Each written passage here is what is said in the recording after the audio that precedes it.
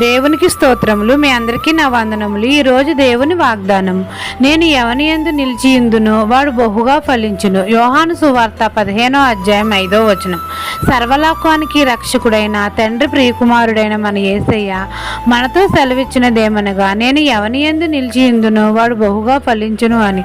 మన తండ్రి మనకు మంచి వ్యవసాయకుడు. తండ్రి ప్రియకుమారుడైన మన యేసయ్య నిజమైన ద్రాక్షావల్లి. మనమందరము తీగలము. మన యేసయ్యలో మనము అంటుకట్టబడ్డాము. మనమందరము మన యేసయ్య యందు ఆత్మఫలాలు ఫలించాలి. ఆయనకు వేరుగా ఉండి మనం ఏమీ చేయలేము. ఆయనలో ఫలింపని ప్రతి తీగను మన యేసయ్య తీసి పారేస్తాడు. మనం అందరము యేసయ్య యందు నిలిచి ఉండాలి. మనం యేసయ్య యందు నిలిచి ఉంటే యేసయ్య మన యందు నిలిచి ఉంటాడు. మన యేసయ్య ఎవని యందు నిలిచి ఉండును వాడు బహుగా ఫలిస్తారు. దేవుడు వారిని బహుగా ఆశీర్వదిస్తాడు. మనం అందరము బహుగా ఫలింపబడుట వలన తండ్రి మహిమపరచబడతాడు.